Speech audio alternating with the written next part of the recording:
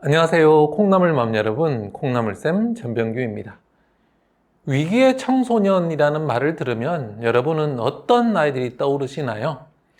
보통은 가정 형편이 어렵고 부모의 관심을 받지 못하는 아이들이 떠오를 겁니다. 그런데요, 의외로 넉넉한 가정 경제 속에서 부모의 사랑을 충분히 받는 아이들의 상당수 역시 위기에 놓여 있다고 합니다. 2019년 미국 발달과학 분야 최고 전문가들이 위기에 놓인 청소년 군에 새로운 집단을 추가했습니다. 소위 좋은 학교에 다니면서 부모의 많은 관심과 사랑을 받는 아이들인데요. 이렇게 좋은 환경 속에서 자라는 아이들 중 상당수가 감정 조절 능력에 문제가 있는 경우가 많다고 합니다.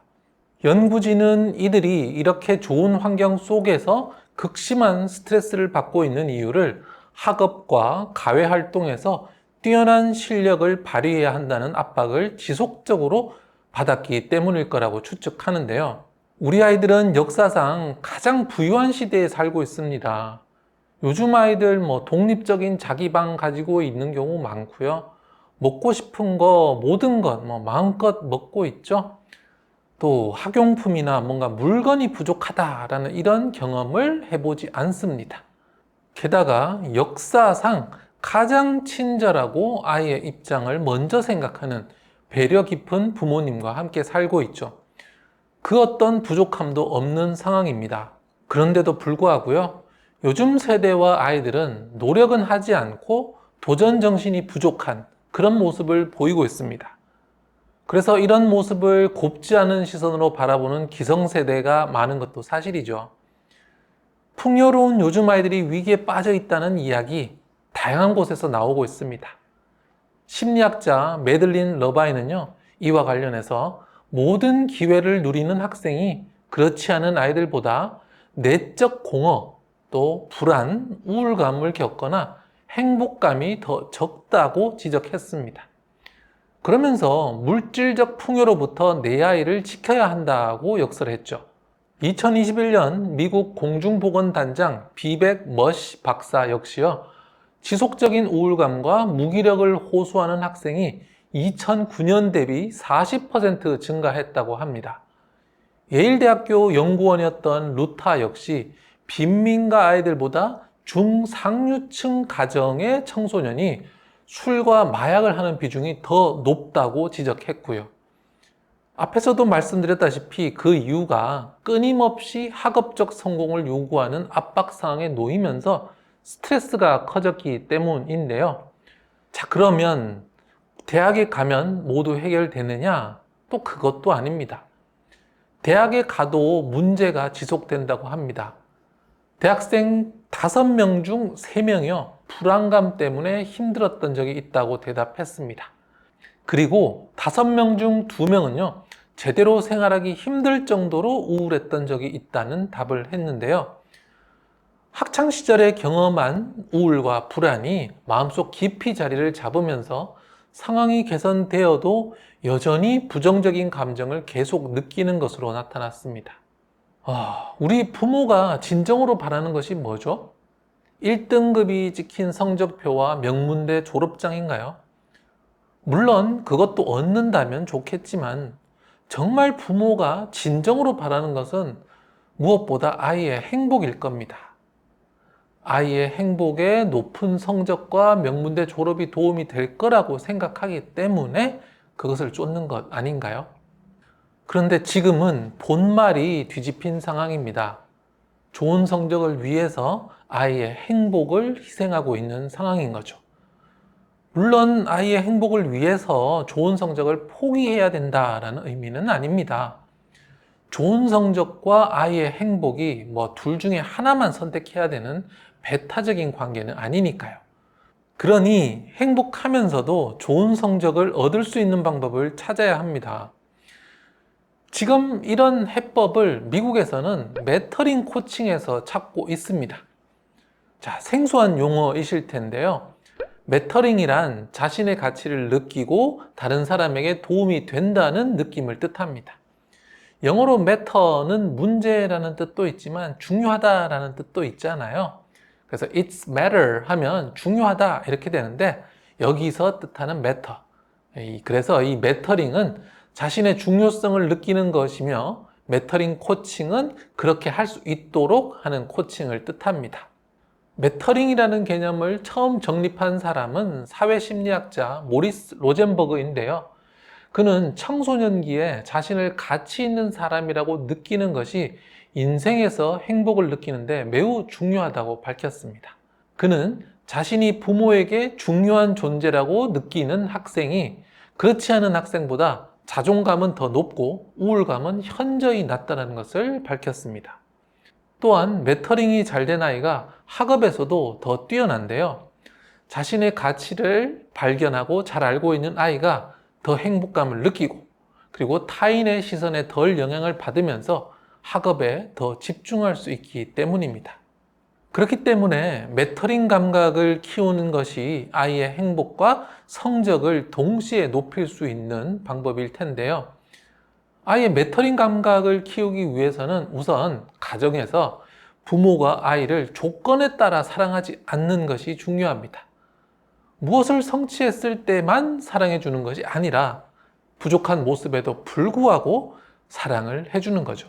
이 부분에 대해서는 이전에 여러 영상을 통해서 말씀드렸으니 넘어가도록 하고요. 이제부터는 학교라는 공동체 속에서 아이가 매터링 감각을 키울 수 있는 방법에 대해서 알아보도록 하겠습니다.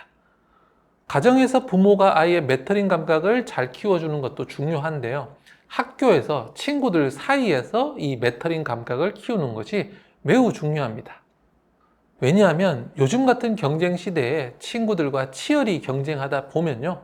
아이들이 자신의 가치를 잊어버리고 소속감을 느끼지 못하게 될 가능성이 높기 때문입니다.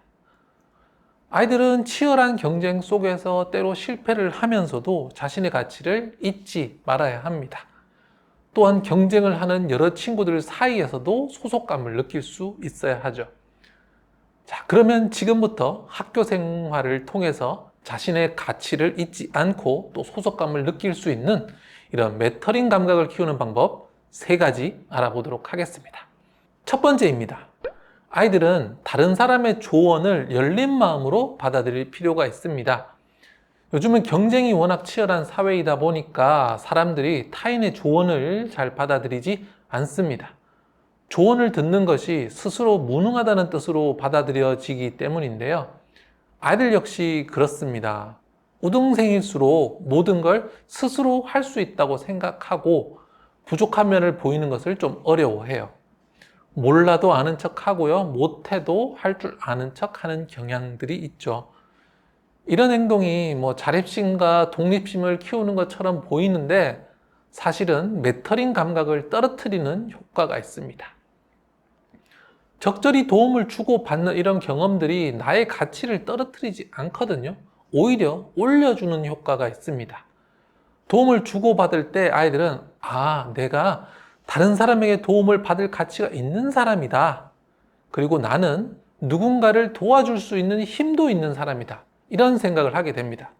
그래서 남을 도와주고 내가 또 도움을 받는 과정에서 나를 다른 사람과 연결하면서 나도 소중하고 상대도 소중하고 또 소속감도 높이고 이런 매터링 감각들이 커가는 거죠. 그렇기 때문에 아이에게 네가 다 알아서 해야 한다. 너 스스로만 모든 걸 다 해라. 못난 사람들만 다른 사람의 도움을 받는다. 훌륭한 사람은 남의 도움 안 받는다. 이렇게 말씀하시면 안 되겠습니다. 대신에 네가 혼자 할 수 있는 일은 혼자서 해. 하지만 혼자 하기 힘든 일이 있다면 그때는 다른 사람의 도움을 받아도 돼. 도움을 받을 수 있을 만큼 너는 소중한 사람이니까. 그리고 누군가가 또 도움을 요청하면 너 역시 도와줘라. 그 사람도 도움을 받아야 하는 소중한 사람이고 또 그 도움을 주는 너 역시 소중한 사람이 되는 거야.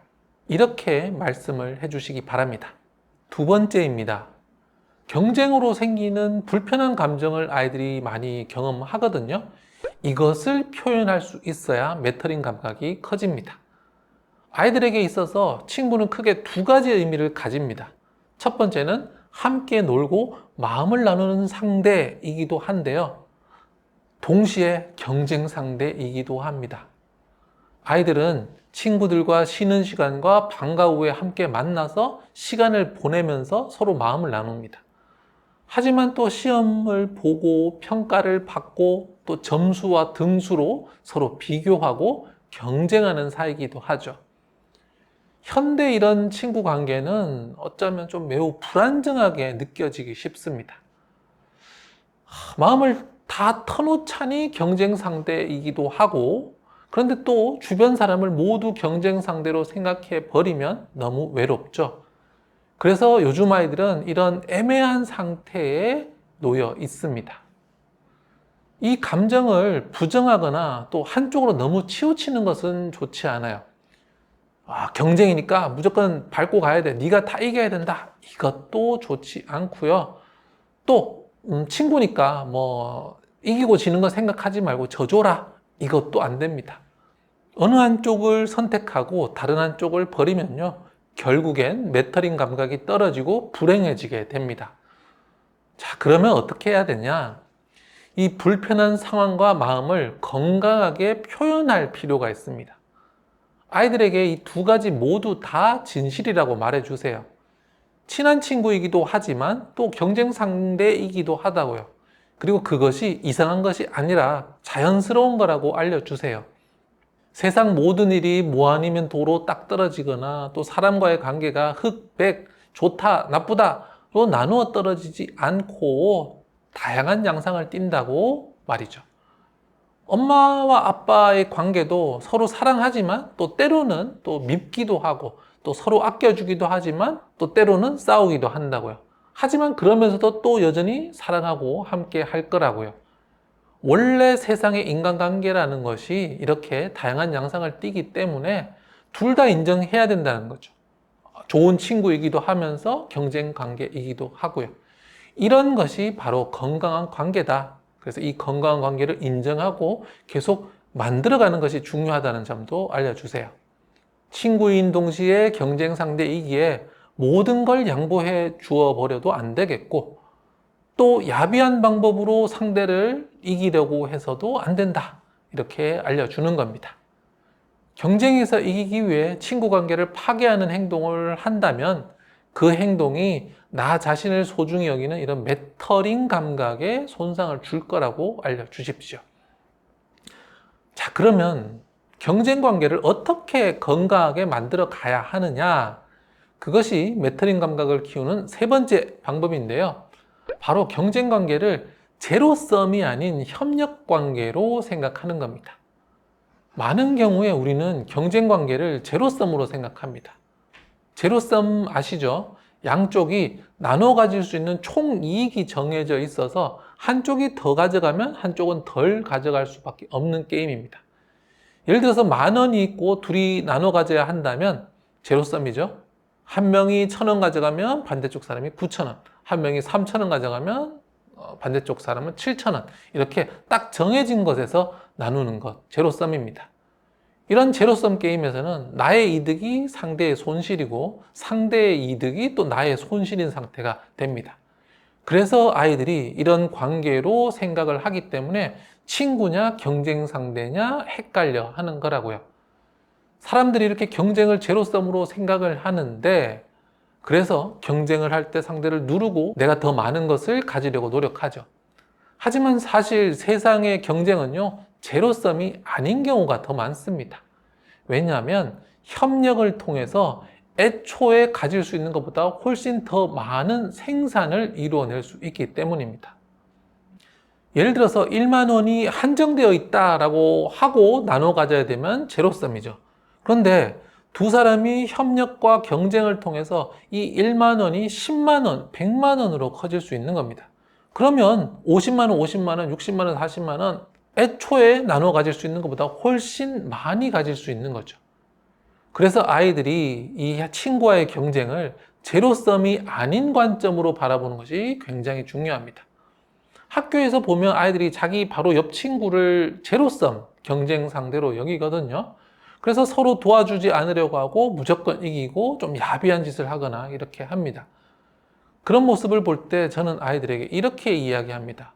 얘들아, 너희의 진짜 경쟁 상대는 이 교실의 네 바로 옆에 있는 것이 아니라 이 교실 밖에 있다. 학교 밖에 전국적으로 수십만의 학생들이 있는데 그 학생들이 너의 경쟁 상대다. 네 옆에 있는 친구는, 우리 반 친구는 경쟁 상대라기보다는 1년을 함께 협력하면서 나갈 협력의 대상에 더 가깝다. 너와 함께 공부하고, 너와 함께 뛰고, 놀고, 너와 함께 웃을 친구다. 이렇게 알려주는 거죠. 옆에 친구를 단순히 경쟁 상대로 여기면 학교 생활이 괴로워진다, 힘들어진다. 네, 경쟁을 하려면 계속 이겨야 하니까 스트레스도 너무 커진다. 이렇게 얘기해 주는 겁니다. 정말 경쟁해야 될 상대는 세상에 저 많은 아이들이니까 그 아이들을 경쟁 상대로 생각하고 열심히 하되 네 옆에 사람은 경쟁 상대라기보다는 친구로 생각해야 된다. 네가 네 옆에 친구보다 5점을 더 받는다고 해서 인생에서 달라질 것 전혀 없다. 함께 웃고 떠들고 또 함께 열심히 공부하면서 즐겁게 성장해 나갈 때 너희는 교실 밖에 수십만의 학생들 중에서 앞서 나갈 수 있다. 네 옆에 사람은 경쟁 상대나 적이 아니라 그 힘든 과정을 즐겁게 함께 헤쳐나갈 수 있는 친구다. 이걸 잊지 마라. 네, 이런 이야기들 아이들에게 많이 해주었는데요. 어떻습니까? 사실이죠. 전국에 수십만의 학생이 있는데 내가 옆 친구 한 명 이긴다고 그것이 얼마나 큰 의미가 있겠습니까? 옆에 친구 한 명을 이긴다, 10만 등이든 10만 1등이든 무슨 차이가 있겠습니까? 오히려 옆에 있는 친구와는 협력하고 함께 공부해서 서로 공부를 잘 해서 3만 등이 2만 등, 1만 등, 1천 등 이렇게 올리는 게 중요한 거죠. 이렇게 친구 관계를 제로섬 경쟁이 아닌 함께 공부해 나가는 협력 상대로 생각을 하고 노력을 할 때 아이들이 나와 상대를 존중하면서 이 메터링 감각이 길러지는 겁니다. 아이들의 메터링 감각을 길러주세요. 스스로 중요하다는 감각을 느끼는 이 아이들이 우울감, 불안감을 덜 느끼고 공부에도 더 집중할 수 있습니다. 성적이 나의 모든 것이라고 느끼게 되고 학교 친구들이 모두 경쟁 상대가 되어버린 아이는요, 너무 불안하고 너무 불만족스럽고 메터링 감각도 떨어지면서 행복을 느끼지 못합니다. 행복을 느끼지 못한다. 결국에는 공부에 집중할 수 없고 어려움을 겪게 되죠. 메터링 감각 키우는 방법 3가지 설명드렸어요. 첫 번째, 다른 사람의 조언에 의지하는 것을 부끄러워하지 말자. 두 번째, 경쟁을 통해서 생기는 불편한 감정을 표현하자. 세 번째, 친구 관계를 제로섬 경쟁이 아닌 협력적인 관계로 생각하자. 이 3가지를 아이들에게 꼭 알려주시기 바랍니다. 또 메터링 코칭 방법에 대해서 더 자세히 알고 싶으신 분은요, 메터링 코칭 한번 읽어보시길 권합니다. 계속해서 좋은 교육 정보로 돌아오겠습니다. 감사합니다. 콩나물쌤이었습니다.